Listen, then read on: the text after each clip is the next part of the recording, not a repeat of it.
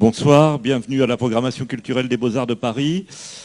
Eh bien, cette semaine, on a la chance de recevoir David Douard, que vous m'aviez, c'est vous qui l'aviez réclamé. Hein, donc, il est en chair en os avec nous ce soir, avec Xavier Franceschi, qui est le directeur du FRAC, donc Île-de-France, et puis qui est au plateau. Certains me disaient qu'ils n'y étaient jamais allés, donc c'est un très très beau lieu qui est au but de Chaumont, qu'il faut absolument que vous alliez visiter. Et puis David Douard, bien, vous le connaissez certainement parce qu'il a eu une grosse actualité. Il a eu d'abord il a été montré plusieurs fois au Palais de Tokyo, et puis il a été étudiant aux Beaux-Arts de Paris, donc diplômé en 2011. Et il a eu cette grosse exposition, donc je crois que c'est 14 et 18 au Palais de Tokyo, et puis de 2020 au FRAC Île-de-France. Donc ce que je peux vous annoncer, c'est que la semaine prochaine, on recevra Annie Ernaux, et que la semaine d'après, ce sera Maya Mazorette, et encore la semaine d'après, ce sera Chantal Jacquet qui viendra parler, elle, je ne vous présente pas Maya Mazorette ni Annie Ernaux, mais Chantal Jacquet, que vous connaissez peut-être moins, et qui est une spécialiste. D'abord, elle a créé ce concept de transclasse, hein, qui est un autre concept qui est lié que celui que Didier Ribon a travaillé, qui est le transfuse de classe, mais ça on verra avec Annie Ernaux, mais qui travaille surtout sur les odeurs dans l'art. Donc quelque chose d'un peu pointu, mais qui peut certainement vous intéresser. Mais en attendant, on va donner la parole à David et à Xavier, David Douard et Xavier Franceschi, pour la programmation culturelle des Beaux-Arts de Paris. Merci. Bonjour à tout le monde. Xavier. Bonjour à tous et à toutes. Alors on va faire genre qu'on a l'habitude, parce que... On a vu que la technologie, c'était notre fort. Alors, comment tu veux commencer ? C'est complètement improvisé. Non, peut-être. Alors, comme je viens d'entendre que certains d'entre vous ne connaissaient pas le plateau, je vais réagir tout de suite, effectivement, en disant un petit peu ce que c'est et une forme d'introduction sur le fait, évidemment, de parler de l'exposition qui a eu lieu là-bas, puisqu'on a décidé de centrer l'intervention ce soir autour de l'exposition du plateau. Donc le plateau, c'est cet espace d'exposition dans le 19e arrondissement. Où on organise des expositions qui sont vraiment centrées sur l'idée de production, d'aide à la production, parce que ceux qui produisent après tout, c'est les artistes évidemment, mais c'est vraiment un axe central de la programmation, et notamment par le biais d'expositions monographiques régulières. C'est vraiment quelque chose de structurant sur cette programmation. Et il est vrai qu'on a montré beaucoup, là aussi c'est une des caractéristiques de cette programmation, d'artistes pour la première fois qui est montrée à Paris, voire en France. Je parle notamment d'artistes étrangers.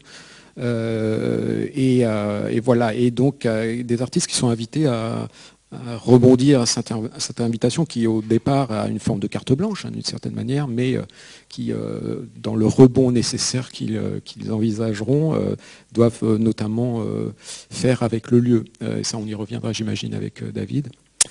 Enfin voilà, pour le dire très brièvement, alors pour le coup, comme Alain l'a dit, David, lui, c'était pas un inconnu. Je viens de dire qu'on invite beaucoup de jeunes artistes qui n'ont pas encore trop montré leur travail, qui souvent réalisent une première exposition dans une institution, etc. Là, c'était pas le cas avec David, qui effectivement avait pu être vu dans les expositions qu'a cité Alain, qui a été montré aussi dans des galeries aussi parisiennes, et qui a aussi montré son travail au-delà de la scène parisienne, dans des centres d'art, des FRAC peut-être, pas forcément, et à l'étranger évidemment, donc le Palais de Tokyo, comme on disait, mais aussi des expositions qui, notamment certaines, ont eu lieu juste avant l'exposition, un an avant je pense, dans la galerie de David, qui est la galerie Crossel. Voilà, pour le dire brièvement. Et alors pourquoi avoir invité David à ce moment-là ? Bon, c'est quelqu'un dont je suis le travail depuis pas mal de temps. Peut-être pas depuis ses débuts, mais enfin j'avais vu beaucoup de choses avant, et c'est évidemment un travail qui m'a beaucoup intéressé parce que voilà, il fait partie de cette génération qui ont revisité la notion de sculpture à l'aune de cette ère nouvelle. On n'a pas parlé de post-internet, tout ce que vous voulez, on y reviendra peut-être, mais et puis c'est aussi un travail qui a évolué dans le temps, je trouve, au travers de ces expositions que j'ai mentionnées très brièvement, et voilà, et c'est quelqu'un qui je trouve assez surprenant parce qu'il sait se renouveler, rester cohérent avec ce qu'il semble exprimer depuis le début, mais qui voilà, parvient à de nouvelles formes comme ça. Et précisément la dernière exposition qu'il avait faite à la Galerie Courcelles, ça m'a donné vraiment envie de lui proposer ça, voilà, de lui offrir le plateau d'une certaine manière, et de faire un projet pour cet espace qui est un espace assez particulier. Parce que voilà, je percevais bien que c'était aussi une dimension du travail que de réagir à un espace, de l'investir. Il y a cette idée, j'imagine qu'on y reviendra, de dissémination, d'adaptation, etc. par rapport à un espace particulier. Voilà, pour le dire très brièvement, pourquoi je m'étais adressé, que j'avais invité David à ce moment-là. Il me semblait que ça aussi c'était le bon moment dans son travail que d'avoir voilà, une telle opportunité. Voilà, après peut-être tu peux dire toi de ton côté comment tu avais vécu cette invitation. Non, on peut. Vous nous entendez bien? Ouais. On peut parler de l'expo directement, parce qu'elle était dense et il y a 1 heure, et puis ça m'est arrivé des fois d'être à court de temps. Mais oui, voilà. Non, quand tu m'as invité, je me souviens, j'avais en tête un projet d'expo collective. Je m'en rappelle maintenant.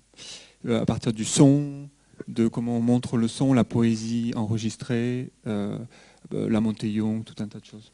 Mais bon, la genèse du projet du plateau, du FRAC, c'est vrai que au début c'était une expo collective pour moi dans ma tête. Je voulais inviter d'autres artistes et créer une constellation comme ça autour de l'archive sonore, je m'en souviens. Je dis ça parce que en fait, on a fini par faire un projet sonore, mais à la fin, grâce au confinement et tout ça, là, donc c'était à la fermeture de l'expo, mais on verra à la fin. Non, tu peux fonctionner comment? Je commence et puis on se pose des questions. Tu viens de dire on commence, allons-y. Okay. Rentrons dans l'expo. Du coup, quand j'ai reçu l'invitation du FRAC, c'est vrai que j'aime bien m'approprier les espaces d'expo et j'aime bien les retourner quelque part, essayer de divulguer des endroits comme ça, physiques dans l'espace d'expo, mais aussi qui racontent des choses par rapport au statut de l'espace d'expo. Et le FRAC Île-de-France, c'est quand même un espace qui a une portée comme ça très importante à Paris, je trouve. C'est un espace qui résiste par rapport aux gros espaces d'expo, de collections privées. Donc déjà, j'étais très flatté de faire une expo là-bas et je me suis dit c'est intéressant de travailler vraiment l'espace comme un contenu déjà. Et j'ai tout de suite voulu commencer à travailler un parcours dans l'espace. Et j'ai tout de suite imaginé une entrée qui ne serait pas celle habituelle, mais qui serait celle d'un espace qui en fait, c'est un petit sas d'entrée dans l'exposition qui a quand même une importance. Il s'agissait de 2 mètres sur 5 mètres, mais pour moi, ça avait le contenu de l'expo quasi. C'est-à-dire que je me suis beaucoup intéressé quand Xavier m'a invité, je me suis intéressé. Alors, c'est vrai que le projet sonore, c'était quelque chose qui me hantait, mais petit à petit, je suis allé vers une épuration de ce projet et je suis allé vers j'ai pensé à un drone, un bruit sourd, constant, d'une machine, quoi. Et je pensais à ça parce que je me suis intéressé aux architectures de data center, au lieu de stockage des données, des informations liées aux pratiques de la technologie d'Internet. Et je me suis intéressé à ces espaces d'architecture pour essayer d'imaginer qu'est-ce que c'était qu'un espace dans lequel on ne va pas, mais auquel on participe énormément. Et comment cet espace peut devenir physique? Parce qu'il nous est caché, en fait. On n'a pas d'expérience avec cet espace. Quand on passe sur les périphéries autour de Paris, on voit des immeubles, mais ils sont assez cachés, quoi.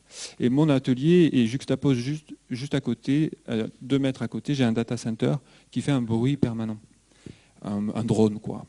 Et donc je me suis dit, c'est intéressant non seulement de penser le son, la présence physique, c'est-à-dire la ventilation de toutes ces données, ces informations qu'on stocke, et aussi la physicalité de ça, c'est-à-dire quels sont ces espaces. Donc tout de suite, j'ai voulu commencer l'expo du FRAC en ouvrant sur un espace qui était un espace, une sorte de stockage, de bureau, mais en même temps, c'était quelque chose qui était présent dans le lieu, mais qui n'était pas visible quand on traverse le FRAC. Donc l'ancienne entrée était là où il y a le placo, là, mal fait. Enfin, que j'ai voulu. Sur la gauche, ouais, c'est ça.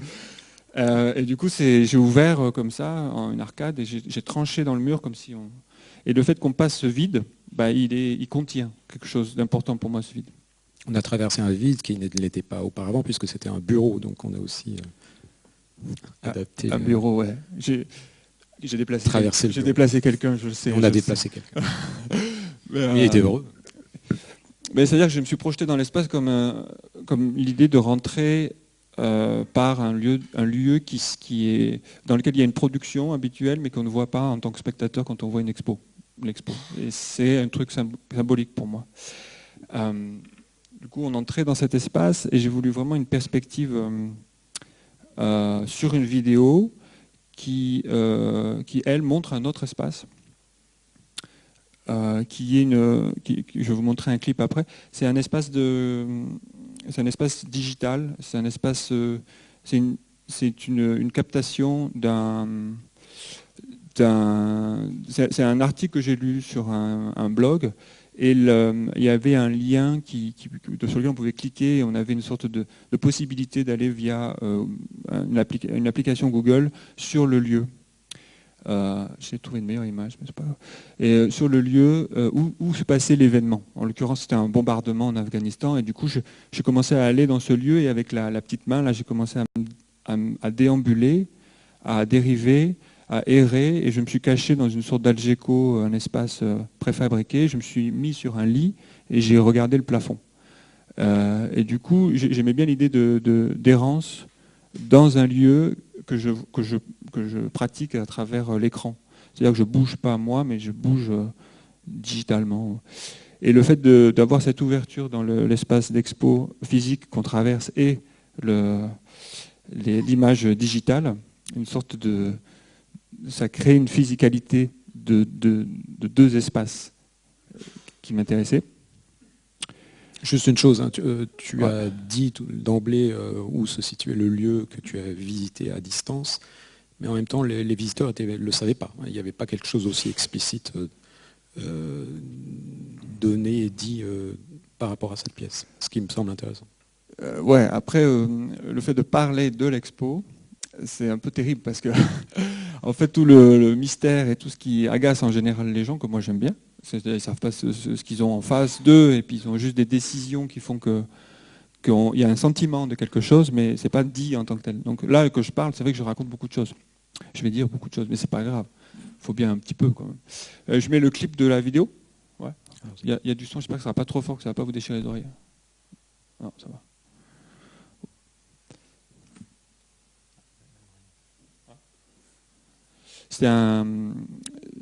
C'était une vidéo plus longue habituellement, mais j'ai fait juste un clip pour l'entrée. Ouais.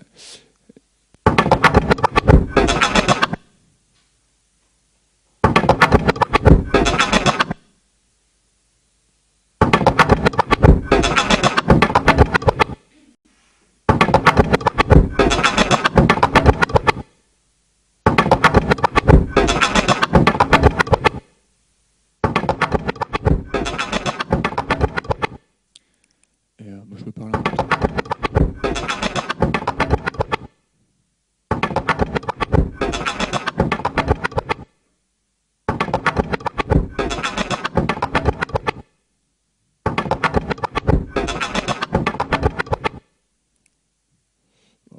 Et là, c'est un petit clip quand même. Et du coup, je me concentre pas mal sur le motif du matelas, comme quelque chose de rassurant, le motif de fleurs, comme ça. Et ça a juxtaposé une autre vidéo qui était projetée sur les parois de grille que j'ai fait comme une autre entrée possible dans l'expo. Et cette autre vidéo, c'est une jeune fille sur YouTube que j'ai trouvée qui se jette sur un lit et qui se jette des confettis et qui regarde une lumière multicolorée qu'elle a fabriquée elle-même, je pense. Et ce qui est important pour moi dans ces deux vidéos, mais notamment dans celle-là, c'est qu'elle montre sur YouTube un état d'introspection, même de décision de fermer les yeux et de s'aveugler quelque part, de créer une sorte de fête pour elle-même personnelle. Et cette absence aussi de la possibilité de la vision, c'est-à-dire fermer les yeux et voir des lumières qui clignotent à l'intérieur de soi, c'est quelque chose que moi j'ai beaucoup fait, enfin, je pense que pas mal de gens l'ont fait, et je pense que c'est une position hyper politique, c'est-à-dire que c'est quelque chose on se décide de se mettre dans une inaction. Et cette inaction, pour moi, elle est très productrice, c'est-à-dire qu'elle produit du sens, et on produit, on est actif pour soi-même. Et c'est quelque chose c'est une position que j'aime beaucoup en sculpture, dans les objets, mais aussi voilà, des vidéos comme ça sur YouTube. Et ce qui m'intéressait, c'était le fait de mettre ces deux vidéos ensemble, de façon à ce que l'un est une vidéo de journalisme, clairement, c'est-à-dire que c'est les images que Google vend pour pas envoyer des journalistes faire des photos, quoi. Enfin, pour que le journal n'envoie pas des journalistes faire des photos. Donc maintenant, Google vend des images parce qu'ils ont scanné le monde entier. Donc il y a un hyper-réalisme dans la première vidéo, quelque chose de hyper réel, hyper froid, dans lequel on ne sait pas trop quoi faire. Enfin moi en tout cas, je me mets juste dans un lit et je fais rien.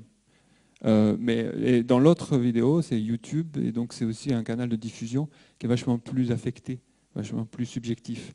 Donc les deux ensemble, pour moi, sont deux façons de voir l'utilisation des technologies, consommation de l'image, l'espace digital quotidien, et comment on l'utilise aussi pour se montrer soi, et non pas que voir des images dans lesquelles on ne peut rien faire.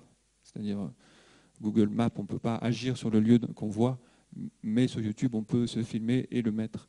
Dans les deux vidéos, il y a ce rapport à la technologie et à Internet, quoi.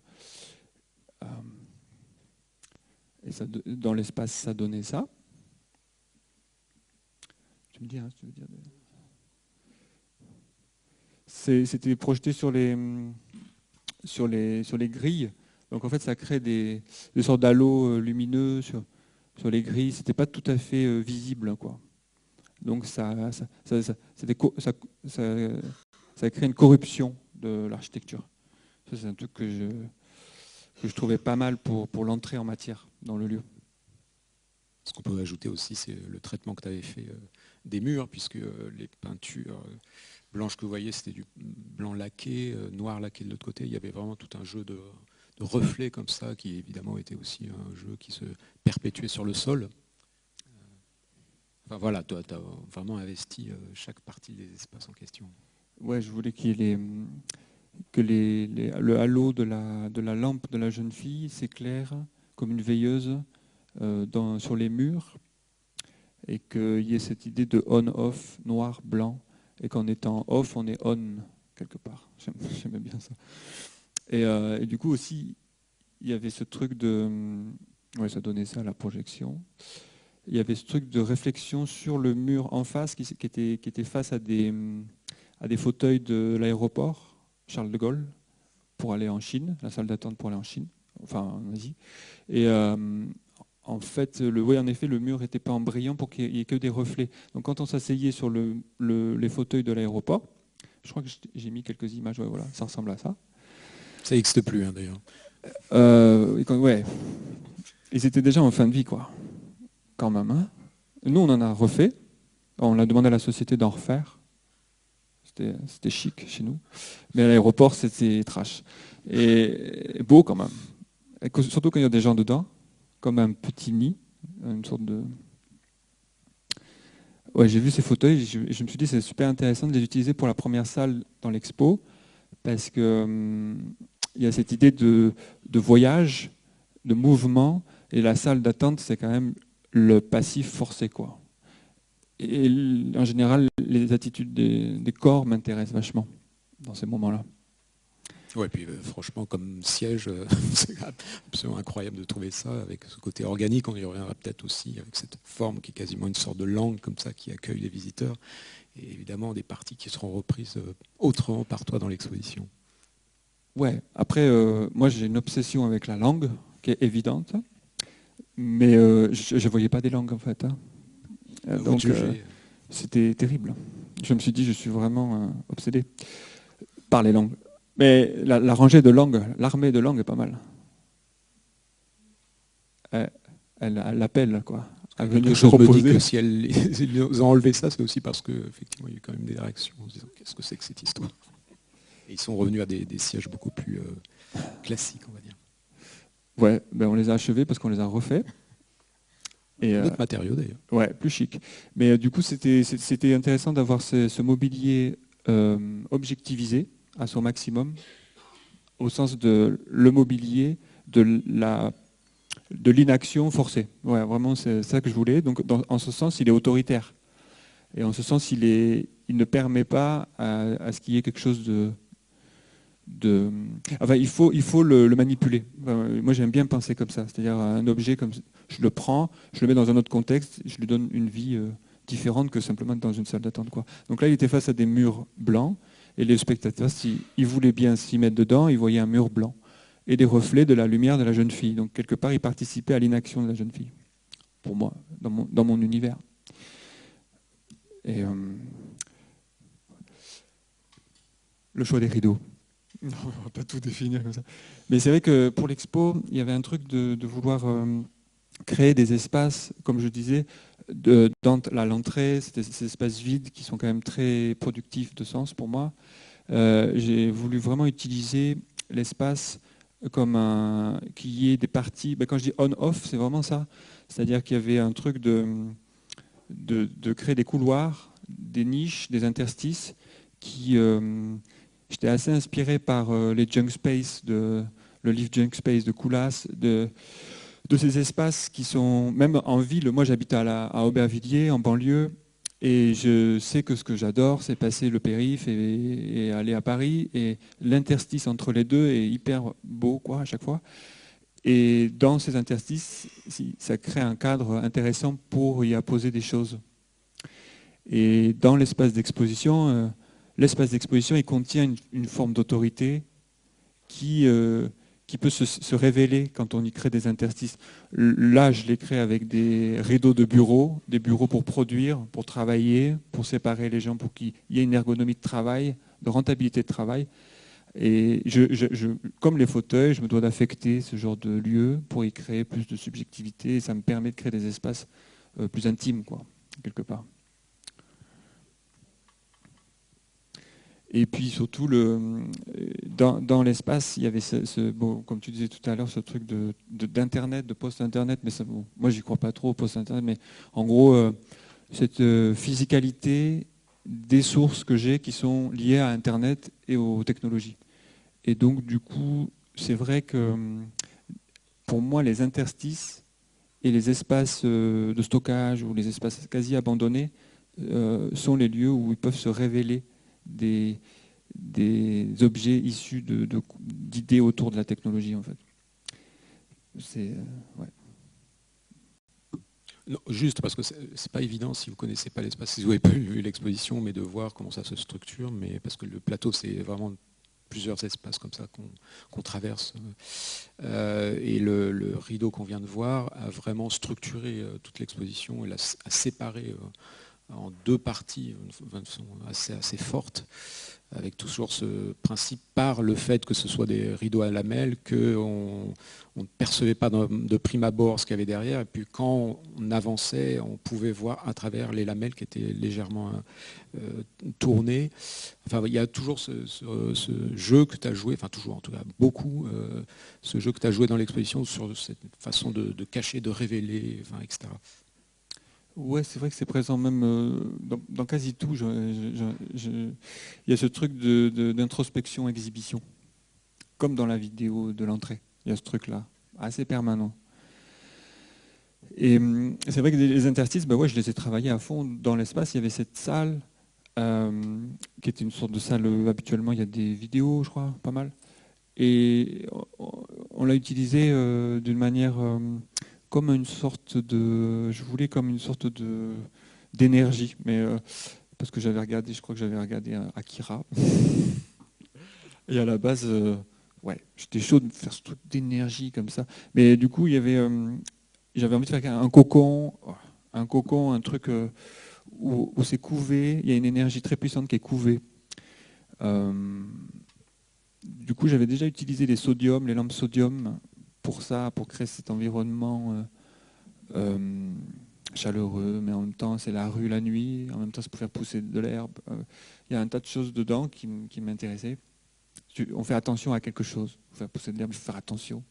Je me souviens de mon cousin, il disait c'est les bébés. Voilà. Donc, en fait, j'aimais bien ce cocon là.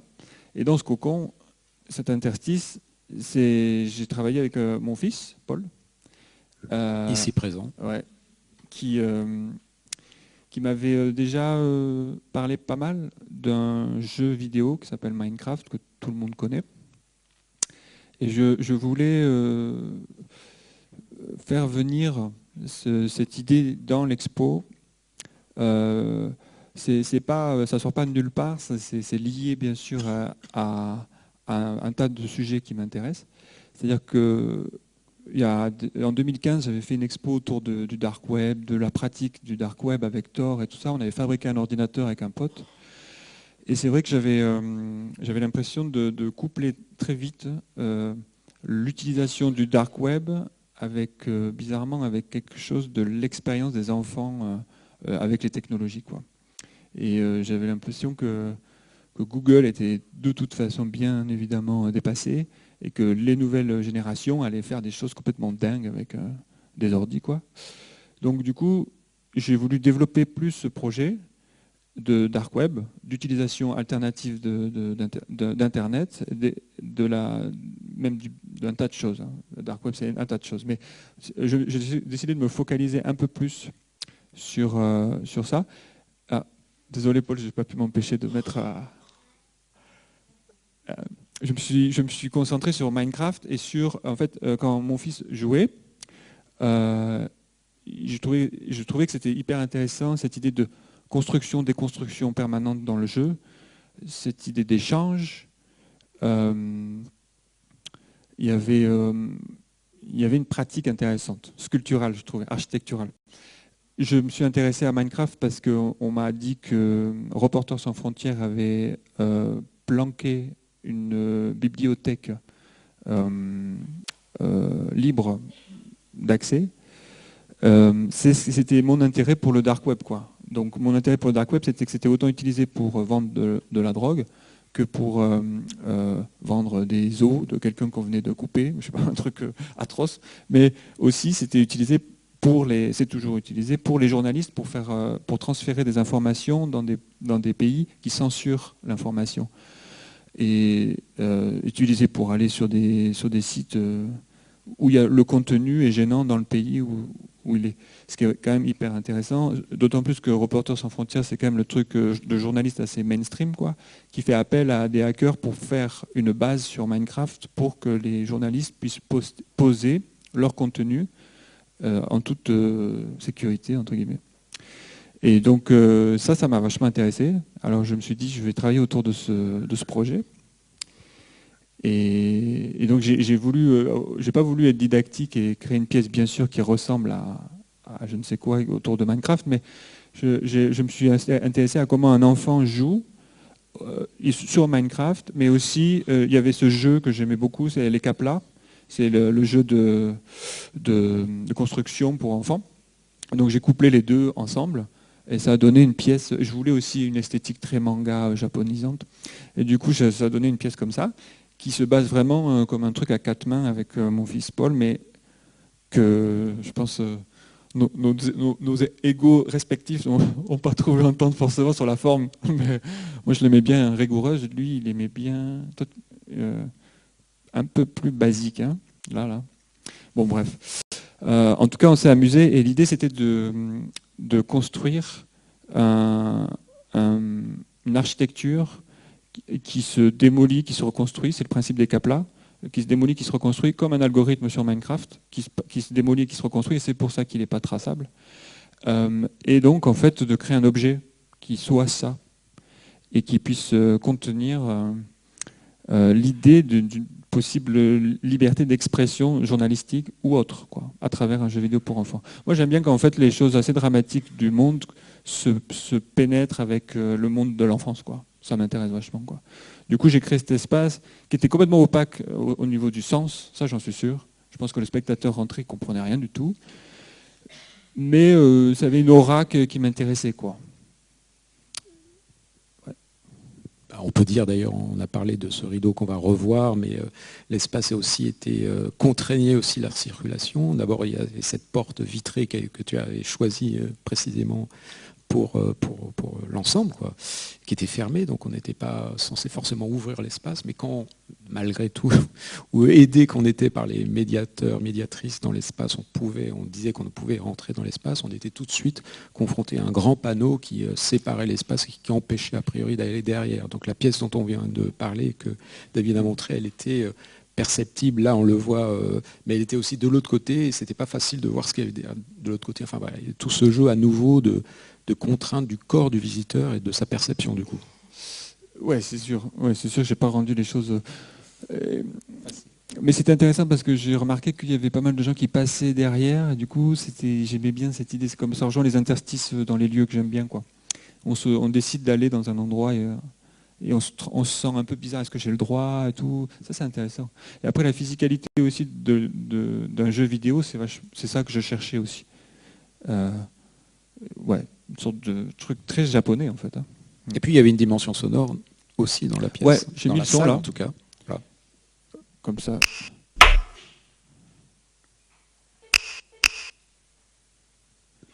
C'était un clap-clap comme ça. C'est dans des poubelles, comme son nom l'indique, son poubelle. C'était dans l'espace partout. Ça contaminait l'espace partout. C'est un son que j'ai fait. Je voulais quelque chose qui attire l'attention. Un truc qui est lié.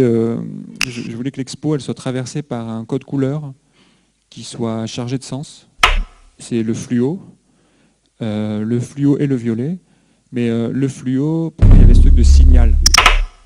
Genre, je signale que je suis là. Regardez-moi. C'est comme le clap-clap de la poubelle, quoi. Ayez de l'attention envers moi, envers un objet ou un lieu, mais il n'y a rien. En gros, souvent dans les pièces, il n'y a pas grand-chose. Il y a un tas de choses, mais impossible à objectiviser, il n'y a pas de discours. Et ça, j'aimais bien cette présence. Ça, c'est encore une présence très politisée pour moi, ça. C'est-à-dire que on est là, faites attention, on peut être agaçant, grinçant, mais ça, on va retrouver plus tard ça dans l'expo avec la figure du Joker, de troll, quoi, quelque chose comme ça. Ce son, il a ça. Il irrite un peu aussi. Puis, ouais.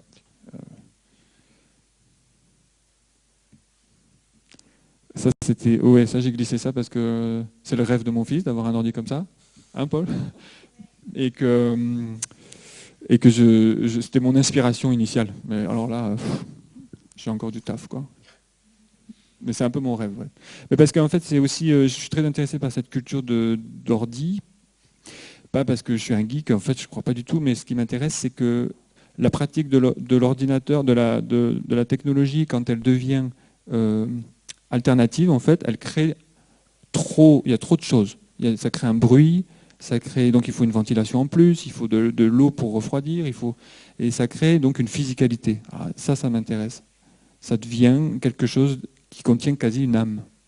Ça devient intéressant. Parce qu'en fait, l'appropriation des codes de la technologie, ça a été réservé à Steve Jobs, à tout un tas de gens qui nous ont fait croire qu'il n'y avait rien à l'intérieur des ordis, que c'était tout slick, qu'il ne fallait pas se poser de questions, et que juste consommer l'ordi. Et moi, j'aime beaucoup le fait qu'on ouvre, parce qu'on prend, c'est symbolique, on prend tout, on consomme, mais on est victime quelque part, on est passif, quoi. Donc quand on décide de s'approprier cette technologie et d'en faire quelque chose, soit déjà on en fait quelque chose pour nous qui est intéressant, c'est-à-dire qu'on commence à créer des pratiques alternatives, liberté d'expression, anonymat, ça c'est très intéressant. Et en plus de ça, on design son ordi, si tant est qu'on a envie de le faire, hein, d'une certaine façon, et on s'approprie la technologie, qui est pour moi, la technologie est quelque chose de très libéral, dégueulasse. Même. Donc j'aime bien cette culture-là. Tu me dis, hein, moi je peux faire le déroulé. Et donc dans l'espace, ouais, il y avait ce mur-là que j'aimais beaucoup, du FRAC. C'est un mur, bon, c'est le grand mur violet, mais en fait, je voulais vraiment créer une porte qui n'amène à rien à part l'image, la première image dans l'expo. Et la première image dans l'expo, je la voulais vraiment frappante et narquoise, comme je disais un peu avec le son et les couleurs. Et c'est-à-dire qu'on ouvre la porte, il y a la porte ouverte à quelque chose qui nous signale une présence, le fluo, qui pour moi est très symbolique parce que j'ai trouvé que cette couleur récemment était hyper forte pour bien des raisons. Et j'ai voulu un motif, une image qui soit une paroi qui m'intéresse beaucoup dans le travail depuis longtemps. En effet, les langues, bien sûr, mais la bouche, les dents, la salive, tout ce qui est le motif de mucus autour de la bouche qui contient le langage. Et c'est un motif que j'utilise beaucoup parce que le langage est quelque chose de viral pour moi dans les pièces. Et si une image doit arriver, ça serait celle-là, quoi. C'est l'image un peu narquoise d'une présence, d'une bouche qui ne dit pas, qui ne dit rien, mais qui peut agresser de par son contenu intérieur. C'est-à-dire qu'avec ses dents, c'est une forme de langage déjà. C'est la paroi avant la langue, quoi. Et la langue, elle s'exprime. Donc il y a quelque chose là de pas d'expression, mais une expression violente de présence. Ça, j'aime beaucoup ça. Après, c'est une image qu'on retrouve dans l'expo pas mal.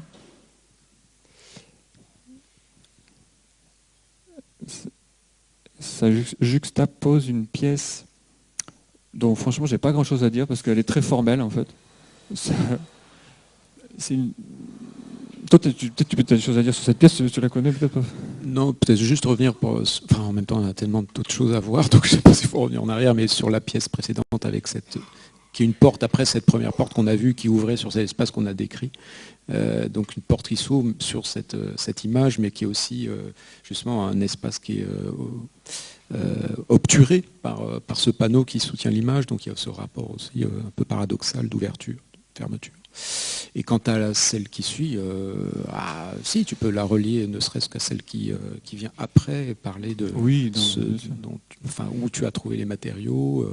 On retrouve aussi les motifs qu'on avait perçus brièvement sur d'autres pièces qu'on retrouvera dans l'exposition. Il y a vraiment cette idée là aussi de plein d'éléments qui sont disséminés dans l'espace, notamment avec ces motifs qui sont des reprises d'un logo.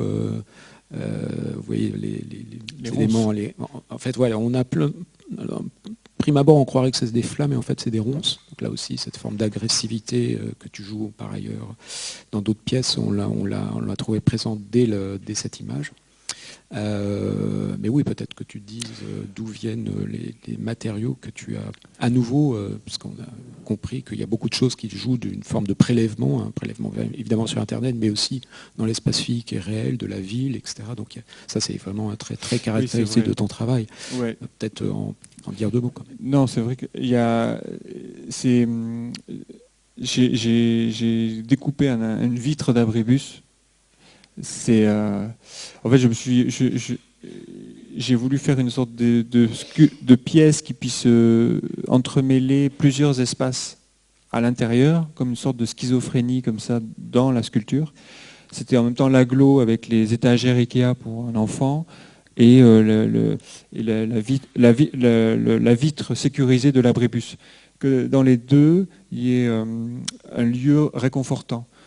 Moi, j'aime bien les abribus parce que c'est des espaces un peu comme des sortes d'architecture dans lesquelles il peut se passer quelque chose et on peut décider que c'est le nôtre, c'est notre abribus, quoi, un truc comme ça, quoi. Et donc cette pièce, elle contient vraiment l'appropriation de l'espace urbain et l'espace domestique avec beaucoup d'affect. Ça, c'est quelque chose que je cherche pas mal. C'est-à-dire que c'est une pièce qui se pose là. Je dis qu'elle est formelle et que j'ai pas grand-chose à dire parce que j'aime bien l'idée qu'elle soit juste là, posée, qu'elle prenne sa place et qu'en prenant sa place, elle dit déjà beaucoup de choses et que juste sa présence est déjà bien. Le fait qu'elle soit faite de lieux domestiques et d'espaces sociaux dans lesquels on crée des affects, je pense que sous un abribus, le soir, il se passe plein de choses. Il y a pas mal de gens, dont moi je fais partie, qui se disent « ça c'est chez moi ». c'est comme le graffiti en fait. C'est-à-dire qu'en gros, on décide qu'un lieu qui est public, c'est le nôtre. En faisant un graffiti, on décide de faire ça. On décide de s'apposer, de dire ici c'est mon espace.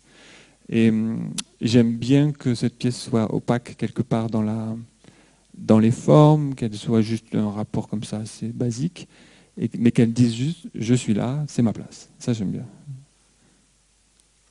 Mais peut-être qu'on comprendra encore mieux en voyant la pièce qui est aussi... Ah oui, elle avait un couteau. Oui, c'est ça. Le côté agressif que j'ai dit tout à l'heure à propos des ronces, évidemment, il était joué dans plusieurs endroits dans l'exposition. Mais quand tu parles de l'abribus, la découpe renvoie à une autre pièce de cette même découpe que tu as fait de l'abribus sur la vitre qui donnait sur l'extérieur qu'on perçoit là, au bout de... Voilà. Ouais. Mais avant, il y avait ça. Ouais, c'est vrai. Ouais. Mais parce que l'abribus aussi, j'aime beaucoup parce que c'est un matériau qui est sécurisé, qui donc est fait pour résister aux attaques dans la rue, quoi. Et ça, j'aime bien parce qu'en fait, il peut pas brûler, il peut pas être gravé. Les tags à l'acide, ok. Et donc, du coup, je me suis dit, en faisant de la sculpture, je me suis dit comment je vais pouvoir corrompre ce matériau en faisant de la sculpture, en fait. Donc, juste de le détruire, c'était déjà un geste de sculpture. Donc, je me suis dit, ok, je suis une tradition anglaise formelle de la sculpture, mais en affectant un matériau de l'espace urbain, et ça définit déjà de quelque chose. En le sculptant, j'ai affecté quelque chose de l'ordre établi de la rue. J'aimais bien ça. Et donc j'ai mis sa contreforme, que j'ai réussi à couper, là, dans une décision que c'est vrai qu'on a décidé de prendre ensemble, d'ouvrir la baie vitrée qui séparait l'espace dans la rue à l'espace d'exposition, de la laisser ouverte tout le long de l'expo, qui a quand même duré 8 mois, donc il y a eu l'hiver et tout, je crois, non? Il faisait un peu froid à un moment. On n'a pas parlé de ça d'ailleurs, parce que l'exposition devait avoir lieu avant la crise et le premier confinement, et on a dû décaler. Et ça, c'est aussi intéressant, je ne sais pas si on aura le temps de revenir là-dessus, mais le projet a beaucoup évolué au gré justement de cette période que tu as traversée, qu'on a traversée, et il y a beaucoup de choses qui ont évolué par rapport au final ce que tu as proposé. Mais effectivement, il y avait ce rapport à l'extérieur évident à jouer souvent quand on fait une expo au plateau, parce que voilà, c'est le plein pied, on a ces grandes baies vitrées, et souvent les artistes sont très intéressés, en tout cas sont un peu forcés non pas de répondre, mais d'intégrer cette dimension-là qui est très forte au plateau. Évidemment, là, ça tombait bien, si je puis dire, puisque cet espace urbain que tu désignes, eh bien, il était très présent et tu en as joué notamment en ouvrant la baie, mais en permanence, la baie vitrée, sauf sans qu'on puisse d'ailleurs passer, parce que je ne sais pas si on aperçoit bien dans l'image, mais vous aviez donc une partie de cette abribus, voilà, qui empêchait, on voit que la découpe correspond exactement à la découpe qu'on vient de voir de cette pièce précédente, et empêchait de rentrer, sauf que le vent, lui, soufflait et ramenait d'ailleurs des éléments inattendus, à savoir des feuilles mortes, etc. Ouais, c'est vrai que c'était bien les feuilles mortes, c'était bien. Non mais c'était bien. Et non mais c'est vrai que j'aimais bien parce que c'est la décision pendant le montage, quoi. Et qu'il y avait des adolescents qui se mettaient là parce qu'on avait des bâches et c'était ouvert et les ados se mettaient là pour parler de trucs, quoi, dans la petite alcôve qui leur était disponible. Donc il y avait vraiment cette rumeur de rue que j'aimais beaucoup, et je me suis dit ce serait vachement intéressant que dans l'espace on entende le son de la rue, que la rue rentre dans le lieu, et en effet les poussières, le froid, tout, quoi. Ça c'était vraiment important. D'autant plus que la pièce qui est devant, en fait, ça s'amenait sur bon, on verra après, ça s'amenait sur une boule en verre noire que j'avais faite en pensant à la webcam des ordi. J'ai juste agrandi à 15 cm. Et de fait, j'aimais bien cette idée d'œil noir permanent face à nous, et le téléphone aussi. Et que j'aimais bien que une rencontre impossible existe entre les feuilles mortes, la poussière et cet œil de caméra. Qu'en fait, je sais pas, c'était juste un truc assez impossible, quasi, mais du coup, j'aimais bien que ça joue ensemble. Et cette pièce-là, qui est une pièce importante, je trouvais dans l'expo, qui est là depuis un moment dans mon travail, mais que j'ai remontré, quoi, réadapté. C'est une pièce, donc je parlais du Joker tout à l'heure, et j'ai j'ai pas mal d'intérêt sur le mouvement Anonymous depuis longtemps, depuis les Beaux-Arts, depuis ici, en fait. Et du coup, je me suis intéressé à comment on agit anonymement dans la rue, bien sûr, et en ligne. Et j'ai tenté de matérialiser cette action, quoi, en sculpture, en objet, en installation. Et cette pièce-là, elle arrive au moment où le film Joker est sorti, et le film, celui-là, et je l'ai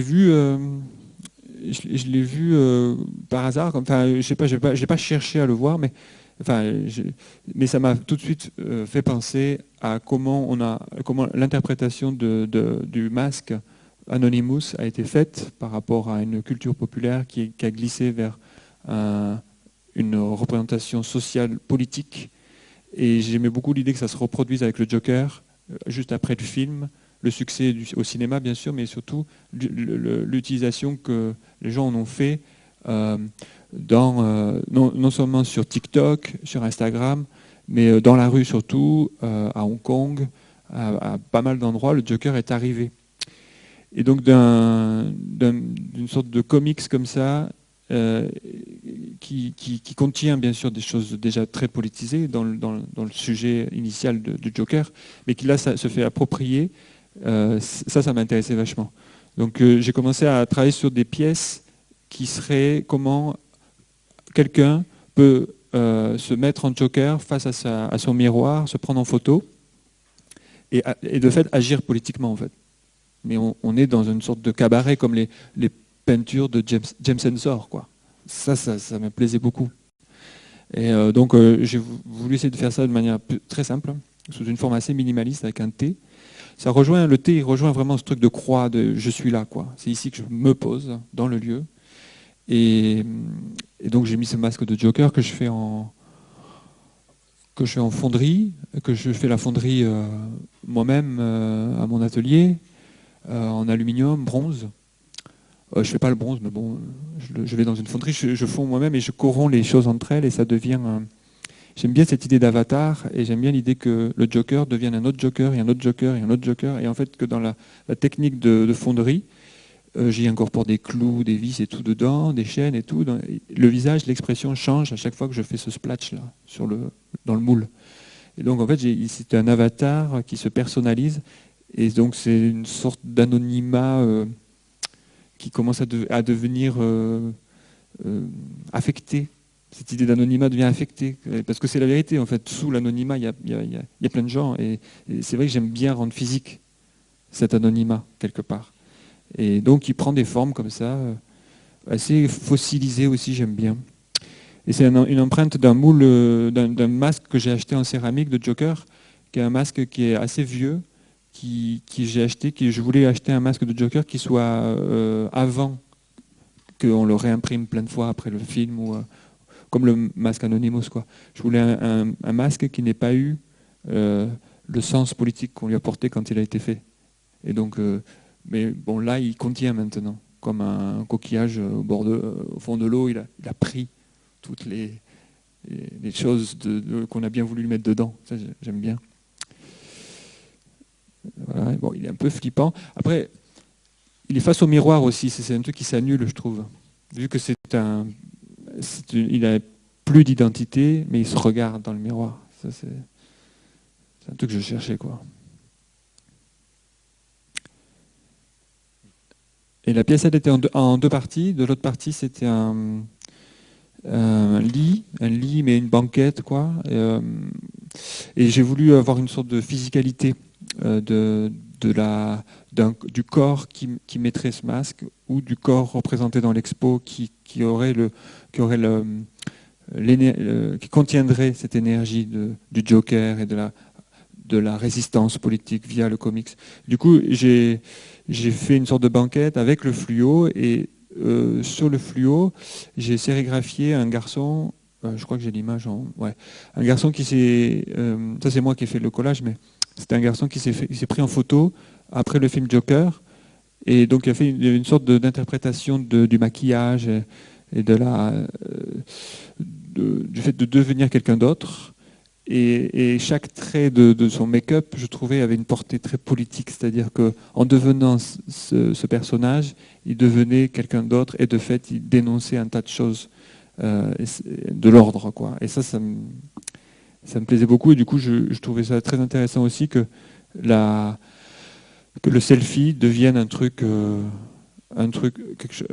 outil de langage politique, c'est-à-dire on peut communiquer des choses en faisant un selfie dans sa salle de bain, dans une introspection, et en même temps on le montre à plein de gens, et en même temps ça raconte des choses. Et à ça j'ai apposé un poème que j'ai lu dans un livre chez ma copine, et puis c'est un poème que j'ai beaucoup aimé, que je n'utilise pas le langage dans mes objets, mais celui-là, il vient pas d'une source que habituellement j'utilise, mais celui-là, il est venu comme ça, il est tombé pile poil, en fait, j'ai envie de dire, dans mon projet d'expo, quoi. Et donc je l'ai utilisé en sérigraphie à pas mal d'endroits. Et là, voilà, là, il y a la boule en verre noir dont je parlais, qui est vraiment ce truc d'enregistrement de l'image par le téléphone. C'est là où rentre l'image. Et donc j'aimais bien l'idée de la rendre physique dans la sculpture, avec le miroir et l'outil qui permet de capturer l'image. Ouais.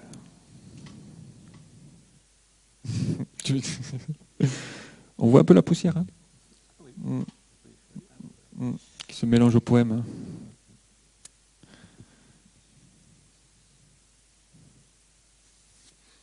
Les ronces, peut-être tu veux que je te dise des trucs sur les ronces, parce que tu disais tout à l'heure les ronces, la nature. La nature, c'est important, évidemment, aussi. C'est quelque chose que je travaille, si on peut dire. C'est vrai que les ronces, elles sont très présentes comme un truc viral. Mais moi, je voulais un truc de nature qui hante chaque chose, chaque objet. Et donc, j'ai choisi une représentation de la nature qui pique, qui se protège. Comme quelque chose de hanté. Et bien sûr, le logo de ces formes d'écriture, parce que c'est des écritures à la base, m'intéressait beaucoup aussi.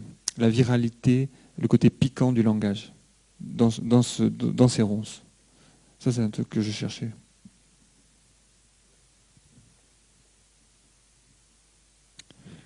Voilà, ouais. Oui, c'est évident. D'autres éléments, enfin il y a beaucoup de choses. D'ailleurs, derrière la barre du thé, il y avait aussi d'autres images que tu avais insérées au niveau du sol, qui reprenaient d'autres personnages qui se jouaient sur cette forme de masque face au miroir, etc. Voilà. Ah bah, on y va. Ouais, là j'avais imprimé un Joker qui se prend en photo. Ouais. Et ça, c'est une pièce qu'on a décidé de mettre là aussi, comme dans une sorte d'interstice dans l'espace, qui était visible que de la rue. Enfin, on pouvait s'y glisser, mais là, c'est de la rue. Et c'est dans ma technique de fonderie, là, je fais l'aluminium moi-même. Et du coup, c'est une tête de lit. Une tête de lit empruntée sur le sable, et je mets de l'aluminium.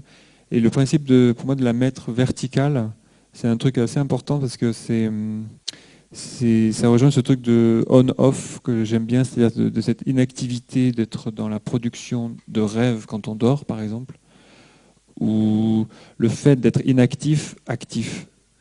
Je me souviens quand j'étais gamin, en fait, mon père me disait souvent que les chômeurs, attention, ils sont actifs, ils cherchent du travail. Mais je me dis, ah c'est dingue ça. On dit toujours ils font rien, mais en fait ils font.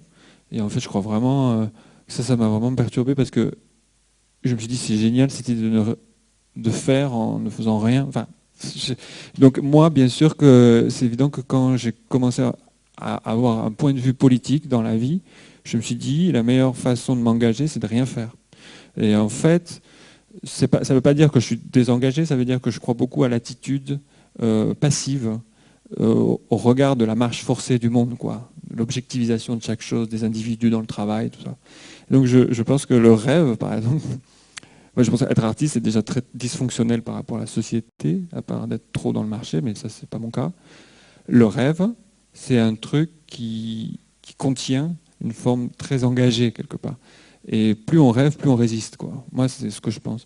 Donc, quand on ferme les yeux, on décide de s'enlever de la société, quoi. On décide de fermer les yeux et on part dans un autre espace qui nous est personnel. Et ça, j'aime bien le glorifier dans les pièces, quoi. Et la tête de lit, pour moi, c'est le socle de la tête qui produit tout ça. Ce qu'on ne peut pas empêcher aux gens, c'est de penser et de rêver. Donc en fait, c'est la seule chose qu'on ne peut pas enlever. Donc je me dis, c'est bien de faire une pièce qui contienne ça. Et le fait qu'elle soit verticale, basiquement, elle est active, debout. Donc ça fige la pensée, mais debout. Donc ça, c'est une pièce que j'aime bien pour ça.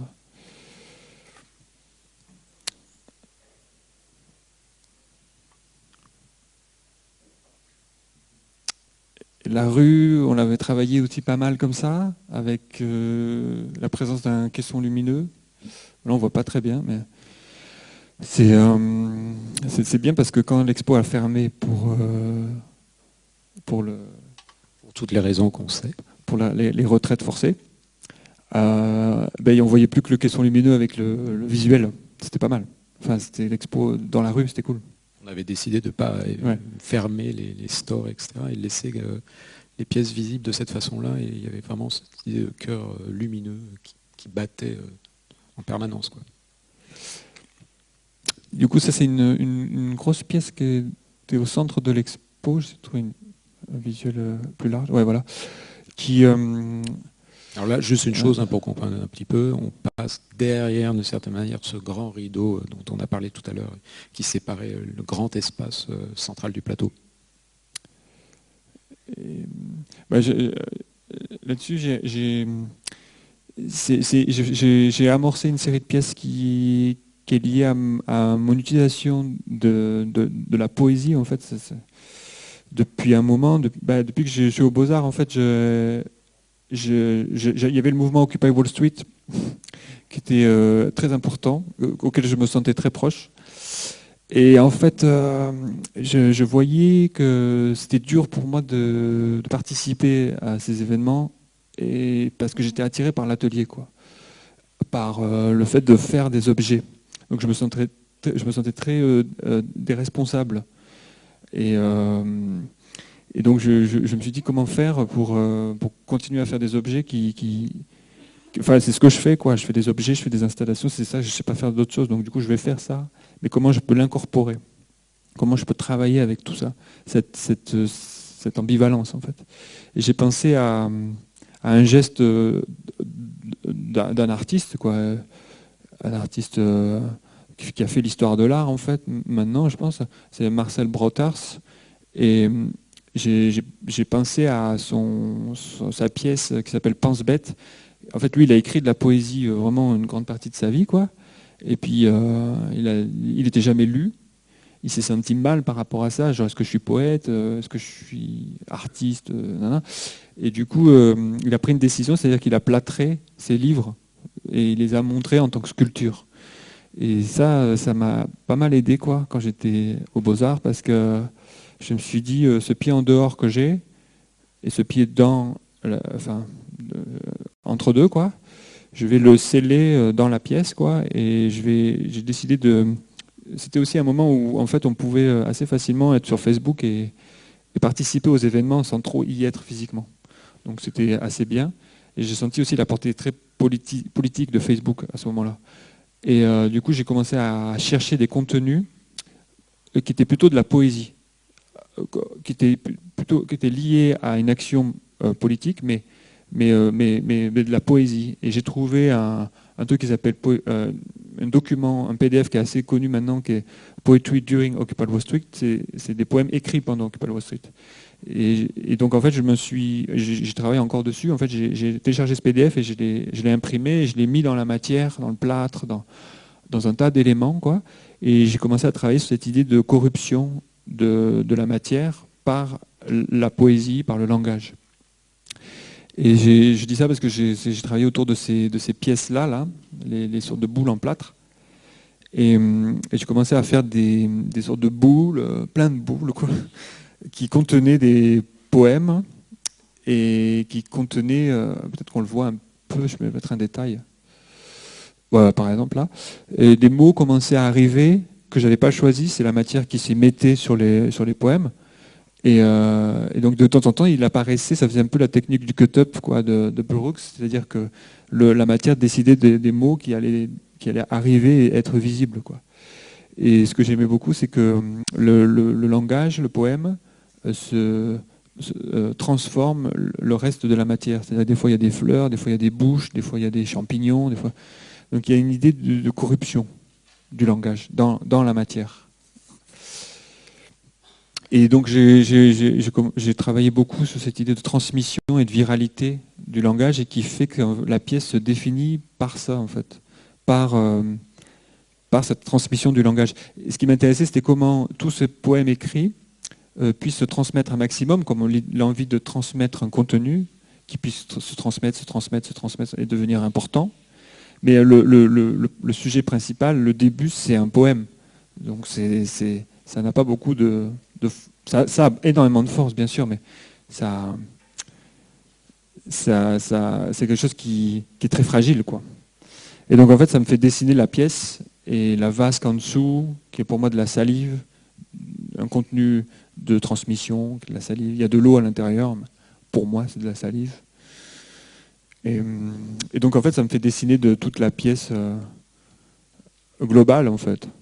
De toute le début est un noyau, est un poème imprimé, en fait. Bon, ça. Tu peux dire des choses si tu veux. Non, mais oui, c'est ce qui est la réalité, mais il y a tellement d'éléments, on pourrait détailler à l'infini quasiment tout ce que tu as adjoint à cette installation. Donc, mais peut-être qu'on va avancer. En tout cas, on retrouve la forme de l'abribus autrement jouée avec ces formes de panneaux publicitaires que tu as revisité, enfin voilà, et qui étaient justement adressés à la fois à l'extérieur, qui fonctionnaient aussi la nuit puisqu'ils étaient lumineux, qui seront repris plus tard dans l'exposition, et aussi une forme de succession de panneaux comme ça qui étaient disposés dans l'espace par rapport à notre installation qui était juste en face. Enfin, peut-être tu peux avancer, mais il y a une scansion comme ça de panneaux qui se développaient dans l'espace. Ouais. Et avec notamment cette autre image qui était aussi une image importante, je crois, dans l'exposition, qui était floutée, mais qui faisait que lorsqu'on était à distance, on percevait l'image en question. Et là, ce qu'on voit, à savoir un gros plan d'une personne qui semble susurrer quelque chose à l'oreille d'une autre personne. Donc à nouveau, on revient sur l'idée à la fois de souffle, de langage évidemment, et voire de ce rapport à la poésie et au son. Enfin voilà, il y a toutes ces choses qui je pense que vous le percevez, hein, qui s'interpénètrent et qui des choses qui ressurgissent comme ça. Mais voilà, tu peux. C'est vrai que cette image, c'est la deuxième après les dents qui arrive dans l'expo, et c'est vraiment l'idée d'une rumeur, et que ça ne se lise pas, qu'il n'y ait pas d'information sur un grand caisson lumineux comme ça qui est l'autorité de la pub. J'aimais bien faire ce lien-là, quoi.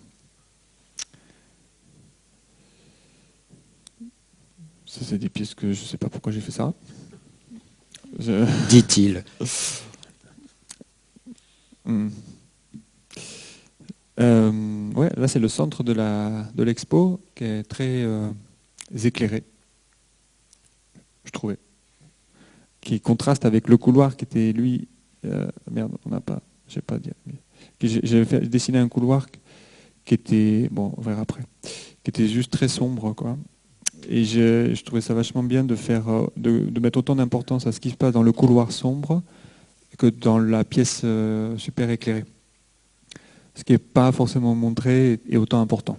Ça, c'est...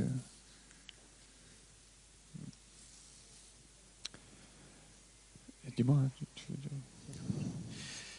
Non, mais de ce dont David parle, c'est cette partie qu'on voit derrière ce mur qui a été monté spécialement, qui à nouveau a été coupé avec cette arche qui renvoie évidemment à la première arche qu'on a vu d'entrée de jeu dans l'exposition au niveau du hall. Donc voilà, à nouveau, des formes comme ça qui se répètent, qui reviennent sans cesse. Et d'autant plus qu'au sol, vous le percevez sûrement, là, il y a cette même forme, un demi-ovale comme ça, demi-cercle, qui se retrouve avec cette pièce au sol, qui est un dossier d'un canapé que tu as trouvé, et que tu as là aussi, que tu t'es complètement réapproprié. Celui-là, ouais. Voilà. Ouais, ça c'est une trouvaille. C'est un lit, c'est un lit tournant. Un lit tournant, mais que je l'ai ramené à la réalité, quoi. J'ai fait une pièce.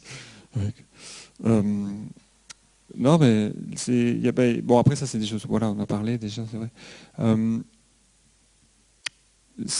Ouais. Alors là, sur cette série-là, ça rejoint la vidéo de l'entrée pour moi parce qu'il y a une utilisation de la tête de mannequin qui est ici là, qui est la base de cette pièce demi-cercle, qui est une tête de mannequin. Ce que je voulais, c'était prendre le motif de la tête le plus objectivisé qui est, c'est-à-dire la tête de mannequin, à mon sens, et de le manipuler pour que ça devienne quelque chose où on inverse les possibilités.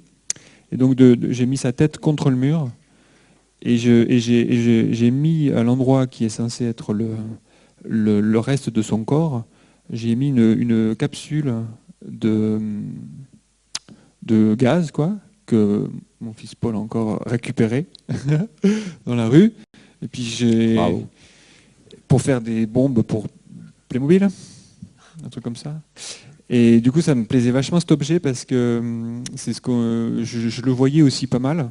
Et je trouvais que c'était beau parce que ça, en fait, au sol, ça définissait comme une scène de gens qui l'auraient utilisé, qui l'auraient posé là, et c'était les restes.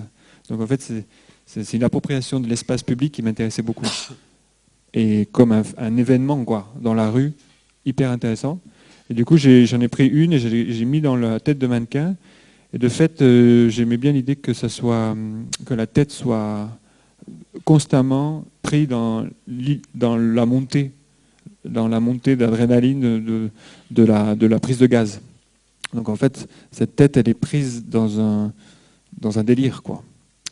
Et qu'elle soit dans une introspection, comme la vidéo de la première salle, qui est une introspection, les yeux fermés, la vapeur, quoi. Et en même temps, elle montre des dents. Elle montre des dents des grills, quoi, qui est plutôt utilisé pour la fame, quoi. Genre je m'exhibe, je montre mes dents. Donc il y a un truc je montre quelque chose qui est important, c'est-à-dire je montre mes dents, je suis important, je suis un peu le roi de mon univers. Et en même temps, je suis dans une introspection. Et ça, c'est cette pièce-là, elle contient ces deux événements que j'aime bien, qui rejoint pour moi la vidéo de la première salle, beaucoup. Et donc ça s'est défini sous formes diverses et variées.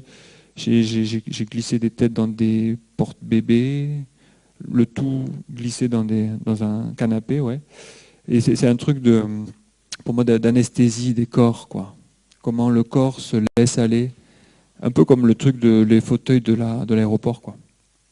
Quel est le réceptacle qui permet que le corps s'endorme et soit inactif, quoi. Pour un enfant, bien sûr, mais aussi le lit, le canapé, tout ça, c'est des parois pour ces têtes.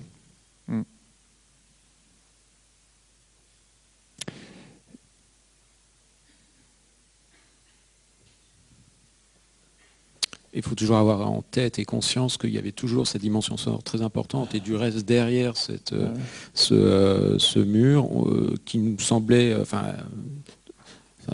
ouvrir sur un espace auquel on n'avait pas accès, mais finalement auquel on pouvait avoir accès en allant de l'autre côté, qu'on pouvait à la limite même enjamber cette pièce, c'était pas interdit, mais les gens étaient quand même a priori se tenaient à distance, mais il y avait d'autres éléments derrière. Il y avait une autre poubelle, on la voit en haut, qui diffusait à nouveau ce son qu'on a entendu tout à l'heure, qui est effectivement quelque chose qui était disposé partout dans tout l'espace. Ouais, j'avais mis le même son. Ah non, ça c'est quoi?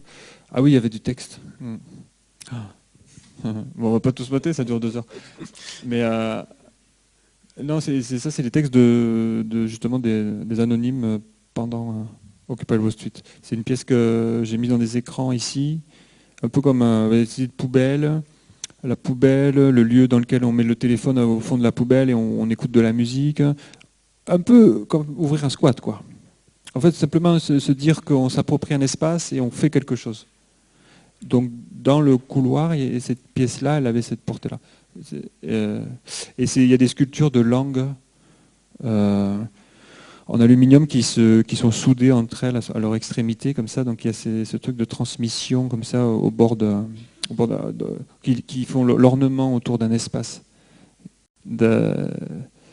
Où on crée quelque chose de différent. C'est ça cette pièce, c'est ça que j'aime beaucoup. Et le fait aussi que le texte défile sous une forme très type aéroport, quoi, message dans un aéroport, c'est que je voulais qu'on ait ce sentiment de ne pas pouvoir lire l'entièreté du texte et d'avoir qu'une partie. Ça rejoint cette façon de travailler avec le texte dans la matière. Cette idée, ou même le signal, le fluo, le clap-clap, c'est on a de l'attention sur quelque chose, mais on ne peut pas tout lire. Et le fait qu'on ne puisse pas tout lire, ça rend le sujet libre pour moi. Ça rend le sujet ouvert. Il y a juste l'énergie. Enfin, c'est ce que je pense. Ah, voilà. Au fond du couloir, il y avait cette pièce qui était placée là. Qui émergeait. Ouais. Mais c'est vrai que par rapport à tout ce qu'on a vu là, le fil, le fil conducteur, c'est vrai qu'il y a beaucoup de choses, mais il y a quand même quelque chose autour de comment créer des objets qui, par leur présence, nous parlent d'une façon d'utiliser l'espace public, les technologies, une façon de résister, quoi, de s'approprier les choses pour pouvoir y résister et d'exister. Ça, c'est un truc quand même assez proche de toutes les pièces, quoi.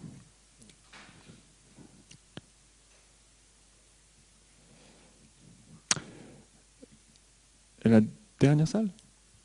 Allons-y. On était obstruée. Ouais.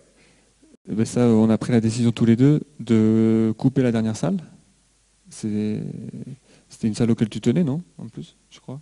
Auquel je tenais. En tout cas, c'est une salle qui est assez particulière au plateau parce que, si vous connaissez l'espace, il y a tout ce qu'on vient de parcourir. Et puis, on arrive sur cette dernière salle. Déjà, il y a physiquement quelque chose de distinct puisque on doit descendre un petit escalier à droite. Enfin, il y a une déclivité comme ça sur la gauche. Il y a cette balustrade.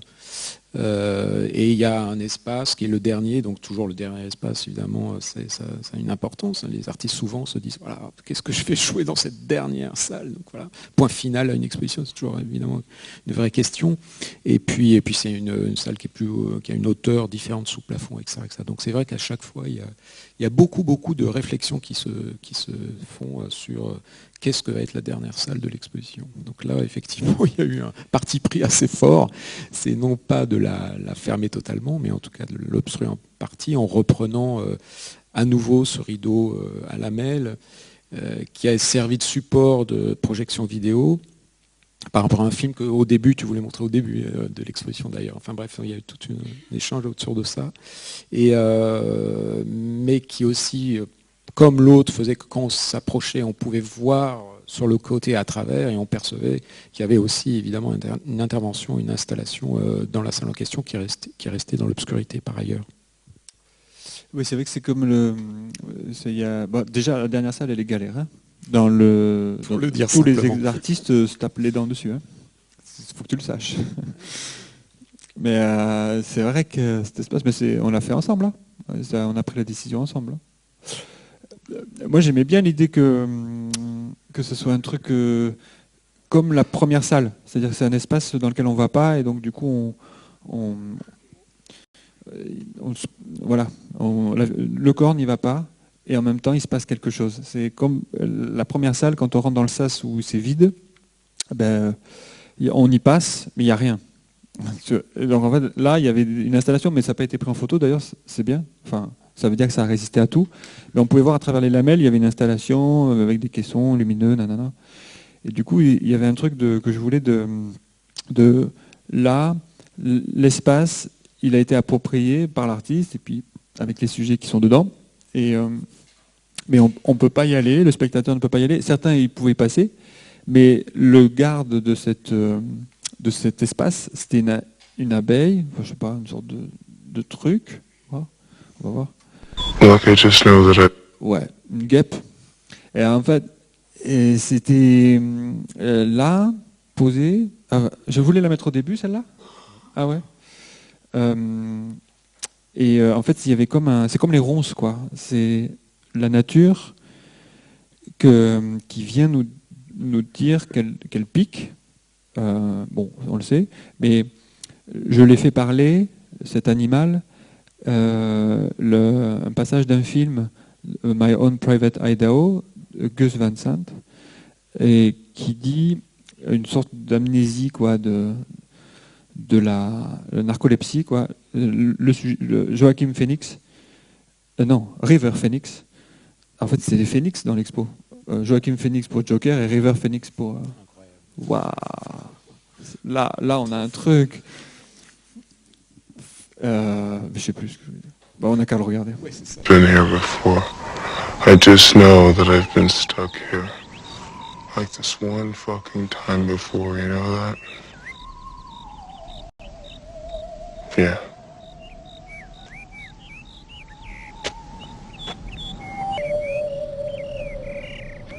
It's one kind of place. One of a kind. Like someone's face.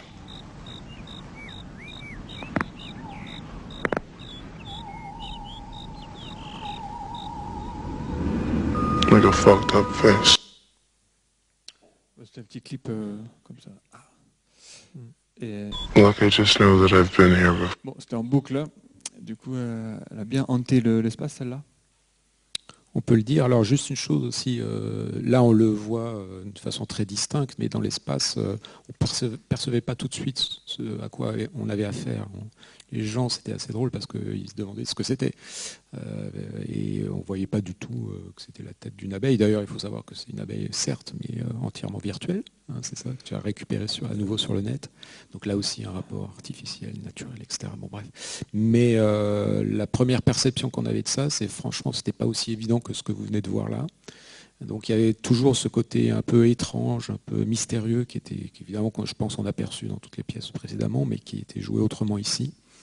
Et effectivement, quand au bout d'un moment, avec à nouveau cette figure qui renvoie à une figure de masque aussi, hein, eh bien on avait peut-être la certitude qu'on avait affaire à une guêpe ou un frelon, on ne sait pas trop, eh bien on pouvait apprendre que c'était quelque chose qui était aussi fabriqué entièrement par l'homme.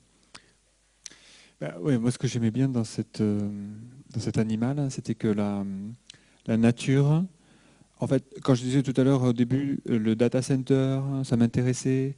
En fait, ce qui m'intéresse, c'est comment les technologies se stockent, ont un impact sur la nature. Ça m'intéresse. Et comment cette nature peut éventuellement venir nous hanter et nous parler. Ça c'est quelque chose que je voulais à la fin de l'expo. Que comme si cet animal aurait incorporé tous ces mots, ces choses qu'on échange, ce flux permanent en elle, et qu'elle venait nous dire quelque chose. Et nous-mêmes, nous faire ne pas avoir l'accès à un espace. Mais c'est avec... Bon, ouais, bref, on s'est demandé à quoi servaient les moustiques. Et les moustiques, ça sert à juste pas aller dans des espaces. Ça, c'est cool. Je sais pas. On va... Ah oui, c'est vrai, il n'y a peut-être des questions.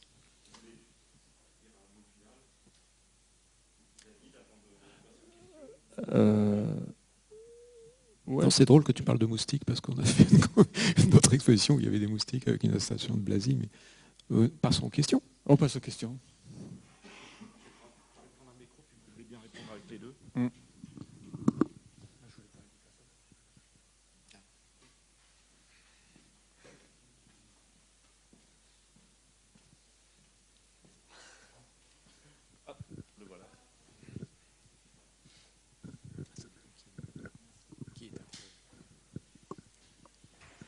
Bonsoir. Est-ce que vous pouvez m'expliquer la source de votre dernière image sur la vidéo? Et aussi, ce qui m'intéresse, c'est si jamais vous l'avez repris sur Internet, j'aimerais connaître votre positionnement là-dessus. Je ne sais pas si vous m'avez entendu. Non, la source c'est ça d'ailleurs. Hop. Je le mets très vite. Ah merde, je peux pas avancer. Juste vite fait, hein, vite fait. Hop. C'est lui là. Et... Anywhere that looks like this road. I mean exactly like this road. Et le titre, on va le trouver là. Hop. My Own Private Idaho, Kenny Reeves. Ouais. Voilà. Mais comment vous vous positionnez par rapport à cette image qui a été déjà réalisée? Pardon. C'est-à-dire l'appropriation en ajoutant votre voix, quelle distance voulez-vous mettre par rapport à la source? Mais j'ai même pas mis ma voix, en fait j'ai utilisé la voix directe de River Phoenix. D'accord. L'appropriation en gros d'une partie du film, c'est ça? Oui, ouais. En partie. Ouais, je pense qu'il y a beaucoup d'appropriation partout, dans tout. Hein. Simplement, c'est plus ou moins flagrant. Et justement, je crois que j'aime beaucoup moi l'idée de recevoir quelque chose, une information, qu'elle soit un film ou qu'elle soit un poème ou quoi que ce soit, et d'y répondre. Et je pense que c'est un peu ma réponse par rapport à un film, à le fait de regarder un film et d'y poser mon affect en regardant le film. C'est ce qu'on fait tous en fait. Simplement, en tant qu'artiste, je me permets de faire des pièces avec, comme une sorte d'héritage assez clair avec l'appropriation. Mais je pense que c'est un truc assez générationnel aussi. Un truc je pense qu'il ne faut pas trop avoir de respect pour les pièces. Je pense qu'il faut prendre tout et faire quelque chose avec, tant qu'on fait quelque chose avec. Non ? Enfin, je sais pas, j'espère que ça vous va comme réponse. C'est bon. Bonsoir. J'avais une question. Je trouve une esthétique qui est très très liée à la société. Donc, vous en parlez vous aussi, qui est très actuelle en fait, qui est très liée à ce que vous voyez dans l'immédiat et dans une courte période. Est-ce que ce que vous faites pour vous est pérenne? Est-ce que dans 10 ans, vos pièces que vous avez fait il y a quelques mois vous toucheront autant encore, car la société est en constante évolution et vous-même vous changez sans arrêt. Est-ce que l'esthétique et le message va changer selon vous? Est-ce que vous pourrez ressortir une collection d'il y a 10 ans Non, je vais la refaire. Est-ce que vous pouvez sortir une collection, par exemple, que vous avez faite l'année dernière? Est-ce que vous pourrez la ressortir dans une rétrospective dans 20, 30 ans? Attends, tu peux répondre? Bon. Je peux répondre parce que quand j'entends collection, c'est non, en plus c'est drôle parce que, enfin c'est drôle, ça n'a rien de drôle, mais il se trouve que le FRAC c'est une collection et qu'on a aussi des œuvres de David qu'on a montrées d'ailleurs, je ne l'ai pas dit, mais j'avais fait une exposition à partir d'acquisitions récentes il y a quelques années. Il y avait On t'entend très peu, Xavier. Donc oui, je disais que le FRAC c'est une collection et qu'il se trouve qu'on a des pièces de David dans la collection. Et voilà, ce que je veux dire par là, c'est que quand on s'occupe d'une collection et qu'on gère une collection, c'est dans l'idée évidemment de montrer les œuvres le plus longtemps possible. Et après, évidemment, il y a une perception qui peut varier par rapport aux œuvres, par rapport à ce que vous dites, l'évolution de la société, etc. Mais ce qui est important, c'est aussi de leur valeur qui peut tout à fait perdurer au fil du temps. Alors, pour rebondir quand même sur la question, ce qui est intéressant, c'est, enfin, je crois qu'on l'a perçu, mais là, tu pourras peut-être en reparler, mais s'il y a bien une chose qui est très caractéristique du travail de David, il me semble, c'est cette idée de jamais figer les choses. Donc, Ce qui peut être assez paradoxal, parce que quand on est artiste, et notamment plasticien et sculpteur, etc., ça peut relever du paradoxe, mais ce qui est très fort dans son travail, c'est cette façon, ce qui explique aussi que les choses sont jamais figées dans le sens, qu'elles restent mystérieuses, notamment. Je crois qu'il y a une part du public de ceux qui voient le travail de David sont un peu déconcertés parce que ils perçoivent des choses de fait. En plus, pour revenir à ce rapport au corps, ne serait-ce que au corps du visiteur qui est contraint, qui est presque agressé par moments, auquel on s'adresse d'une façon permanente sur diverses formes, y compris sonores, etc. Donc voilà, il est toujours mis, peut-être pas en danger, mais on s'adresse à lui d'une façon assez agressive par moments. Et en général, la réaction des gens sont très perplexes, ils ont été quand même, en tout cas il y a un phénomène qui s'est produit, parce qu'ils sentent bien sûr physiquement qu'il y a des choses qui se produisent avec ça, ils sentent aussi qu'il y a un sens peut-être à rechercher, qui n'est pas évident de prime abord, etc. Mais en tout cas, ce qui est aussi fort dans le travail, c'est qu'il y a cette sensation, cette perception de ce rapport au monde pour aller vite, et ce qu'est ce monde là aussi dans son caractère agressif. Voilà. Donc on sent fortement tout ça dans le travail de David, et en même temps, c'est jamais exprimé d'une façon définitive. Et ça, je crois que c'est très important. Et je dis tout ça pourquoi ? Parce que, pour rebondir sur ce que vous dites, je pense que les choses restent ouvertes, et qu'il y aura d'autres formes d'interprétation. Tu dis souvent que tu veux absolument pas que les gens aient en tout cas que tu donnes une interprétation définitive de tout ce qui est dit. Alors là, on a donné beaucoup d'éléments explicatifs, qui donnent aussi certains points de départ de David, etc. Mais en même temps, ça reste tout à fait ouvert. On peut percevoir comme on veut aussi. Donc en tout cas, voilà, dans ce principe qui fait qu'au final, il y a finalement rien de figé, et ça je trouve ça très fort et très beau, on peut se dire que dans le futur, on aura toujours intérêt et plaisir, j'espère, à voir ce travail et à le percevoir comme on le veut et au gré des évolutions du monde, quoi. Enfin, je sais pas. Non, mais après, c'est le drame et la qualité de l'art, quoi. L'art, ça reste des reliques d'événements, de situations. C'est qu'on puisse faire des performances avec plein de trucs HD, des sons et des vidéos, ou un objet type fossile sur un socle, ça ne sera qu'un artefact d'une situation. Et ce qui compte, évidemment, c'est cette situation. Et si l'objet il arrive à retranscrire de cet événement, de cette situation, de la situation actuelle dans laquelle il a été créé, là il est bon. En fait, l'objet c'est un leurre, quoi. L'objet il n'a pas tant d'importance. Il est juste activateur de quelque chose. Quand on va au musée, on voit des pièces de Nan June-paik. Au fond, moi ça m'arrivait souvent de voir des télés éteintes.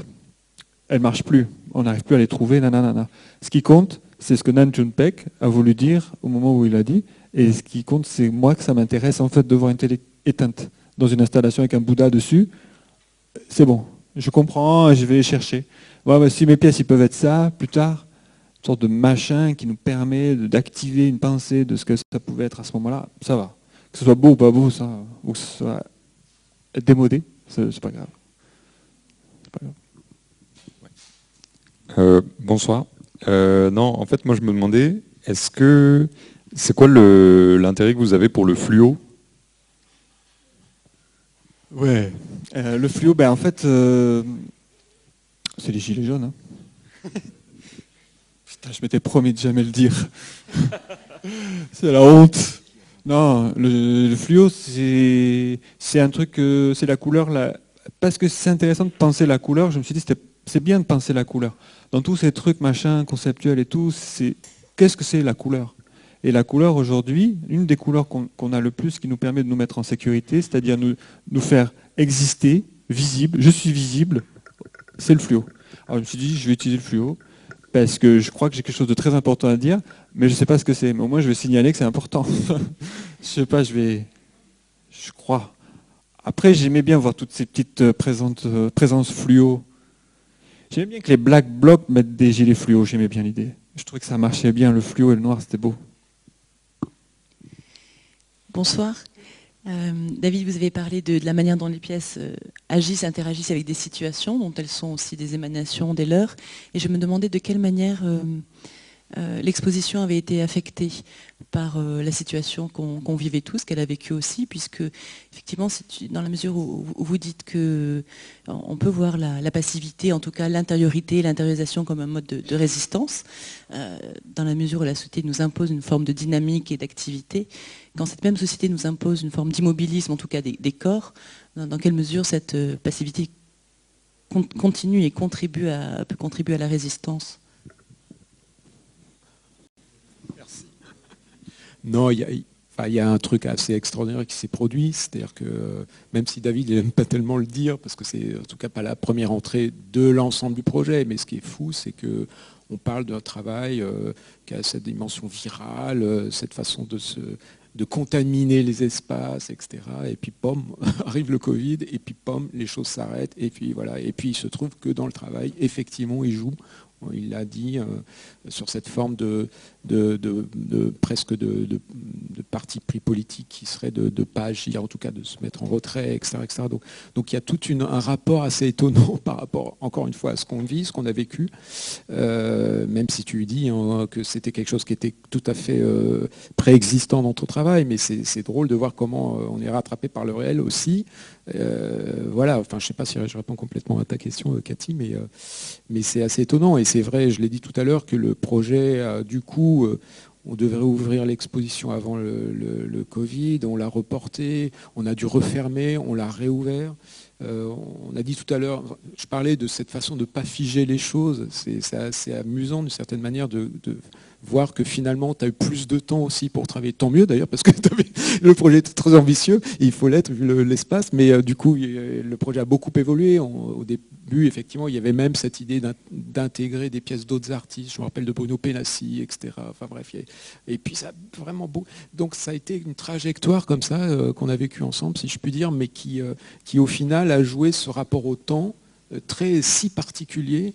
Et qui a donné in fine tout ça, et puis aussi plein d'autres choses, puisqu'on a rebondi, tu voulais en parler, puisqu'il y a aussi parce qu'il y a eu un reconfinement, donc j'ai dit à David, aussi il y a ça, on va émettre quelque chose, sachant que les gens ne pourront plus aller au plateau, donc on va faire une pièce sonore, enfin on avait déjà discuté, qu'on a diffusée... c'est pas celle-là, via Internet, avec cette idée que le plateau était comme une sorte d'émetteur permanent, avec une nouvelle pièce produite sonore avec David, qui a fait l'objet d'une édition. Voilà. Enfin, moi, j'ai trouvé que c'était assez extraordinaire. Trajectoire, quoi. Pardon. Avec Justine Dorian, qui est ici présente, et mon fils qui a faim, qui mange. Putain. Ouais, on a fait ce projet sonore. Avec la fermeture de l'expo, on a fait une cassette avec un projet sonore sur un site internet qui était...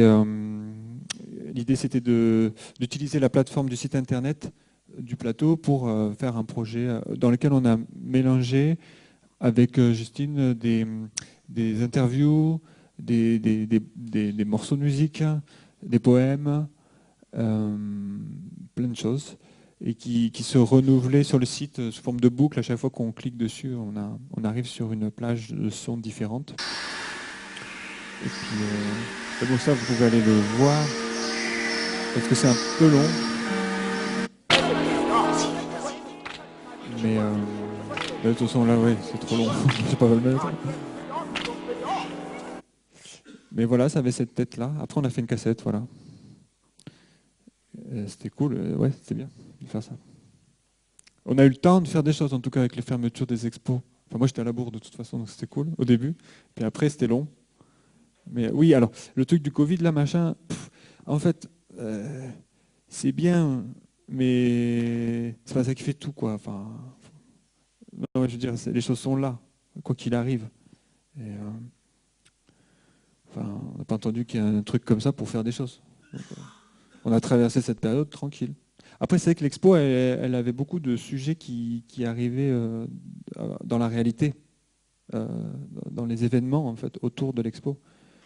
Enfin, c'est vrai que ça a communiqué, et beaucoup, ouais. L'utilisation des technologies, le côté domestique, le rapport à la rue, la violence sécuritaire dans laquelle on était, c'est-à-dire l'impossibilité de sortir, les dérives quoi, sécuritaires. On a eu plein de choses. Et je trouve que l'expo, elle parlait de tout ça, tout en le disant pas vraiment, donc c'était cool. C'était cool. Enfin, j'aimais bien. Oui. Mais c'est difficile. En fait, tu réponds finalement aux questions que je voulais poser. Alors, je ne sais plus comment me prendre là.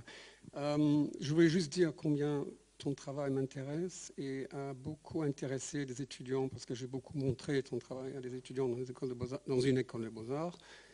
Je voulais juste dire ça et je voulais savoir, je ne sais pas pourquoi je dis tout ça, je voulais savoir aussi, parce que moi j'ai eu la chance d'avoir vu les 2 expos perso que tu as fait chez Crouzel, que j'avais trouvé également magnifiques et très différents formellement chacune, même les 3 étaient très différentes, j'ai trouvé formellement. Et en quoi est-ce que ce que tu as dit ce soir, ce qui m'intéresse énormément, bien sûr, aurait pu appliquer, ou est-ce qu'il y a eu un changement de mots sur ces 2 autres expos? Est-ce que ce que tu as dit ce soir aurait pu s'appliquer à ces 2 autres expos? Voilà, je sais pas, je ne suis pas très clair, je sais bien, mais... Je capte. Et je recommande juste, excuse-moi, aux étudiants qui sont ici d'aller voir sur le site de Crouzel, parce que ils ont mis beaucoup de textes et beaucoup d'entretiens de toi, et des critiques aussi qui sont extrêmement intéressantes à lire. Et voilà, vas-y. L'expo d'avant, c'était Crouzel, Ode à Old Boring Gold.